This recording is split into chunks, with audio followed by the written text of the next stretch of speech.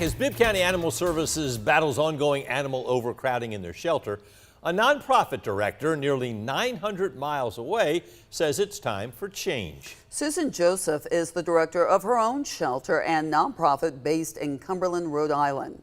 Maggie Fitzgerald talked with Joseph on why she wants to rethink shelters and adoptions nationwide, starting with Bibb County.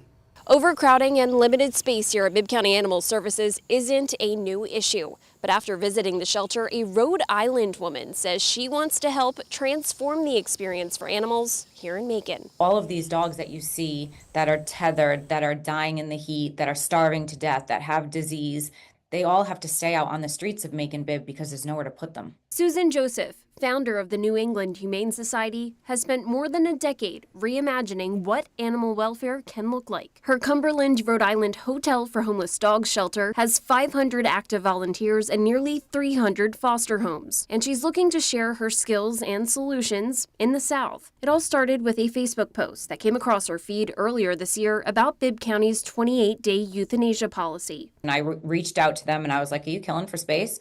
And they said, yeah. The volunteer program is one of the programs where, that need work at Macon-Bibb. It's hard to get volunteers to come volunteer because you'll walk a dog one day and then he's dead the next. Joseph recently traveled to Bibb County to ride along with the Animal Services team. This is a glimpse of some of the at-risk animals she saw during her trip. Her proposed solutions: mobile units that will bring heartworm prevention and microchipping directly to dogs on the street, as well as a second shelter facility for animal cruelty cases. She says Bibb's Animal Cruelty Division has received 8,600 calls for service so far this year.